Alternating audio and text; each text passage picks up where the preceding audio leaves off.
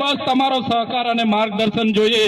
આ વિસ્તારમાં જે કંપનીવાળા અમારા લોકોને હેરાન કરશે, આ વિસ્તારમાં પોલીસવાળા અમારા લોકોને હેરાન કરશે, આ વિસ્તારમાં જીએમડીસી વાળા અમારા લોકોની જમીન છીનવશે।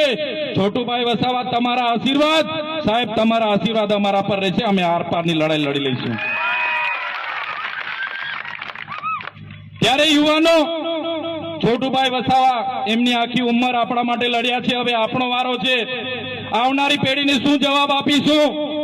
આપણા બાળકોને કઈ રીતના બચાવીશું? આપણી જમીનો કઈ રીતના બચાવીશું? આપણો સમાજ, આપણી સંસ્કૃતિ, આપણી પ્રકૃતિ કઈ રીતના બચાવીશું? એના માટે તૈયાર થવું પડશે। આજે એક કંપની વાળાને બહાર કાઢ્યા છે, કાલે બીજાને બહાર કાઢશે, કાલે ગોદરેજ માંથી બહાર કાઢશે, કાલે બ્રિટાનિયા માંથી બહાર કાઢશે, કાલે ડેટોક્સ માંથી બહાર કાઢશે। ત્યારે કોઈએ પણ ગભરાવાની જરૂર નથી, પણ એક થવાની જરૂર છે। મારા ધનરાજભાઈ, મારા રજનીભાઈ, મારા સંદીપભાઈ હોય, રોશનભાઈ હોય, કાંતિભાઈ હોય, મારા રાકેશભાઈ, નિલેશભાઈને પણ કહેવા માંગુ છું, અહીંનો મોરચો તમે સંભાળી લો। જ્યાં પણ જરૂર પડશે આખા દેશના આદિવાસીઓને આહવાન કરીશું।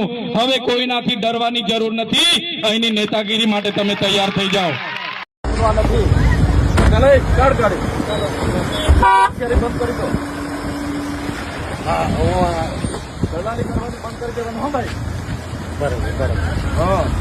આ કોની ગાડી છે ખબર છે તમે?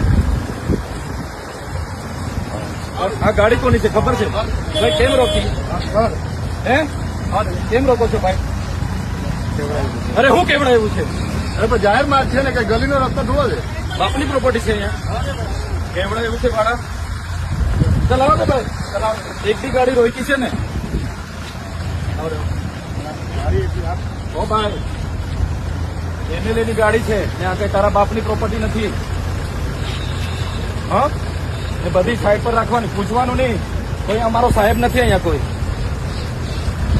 એ દેજે એને કહેવાનું, એસપી બેસપી ને બી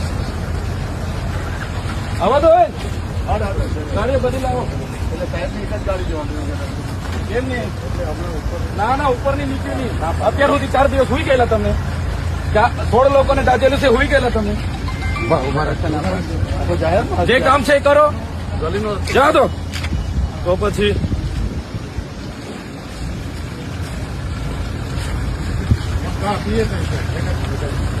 આપું સાહેબ ને આપું લાવો લાવો લાવો લાવો। કોણ છે?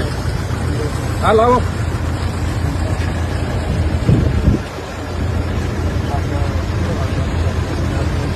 ના ના, ગાડીઓ ત્યાં આવશે, અમારી ગાડીઓ તો તમારા બાપની ગાડીઓ નથી। રોડ ટેક્સ અમે ભરીએ છીએ।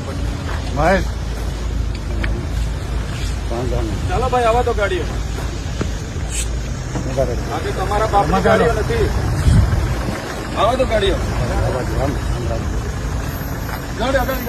ગાડીઓ કાઢો અંદર।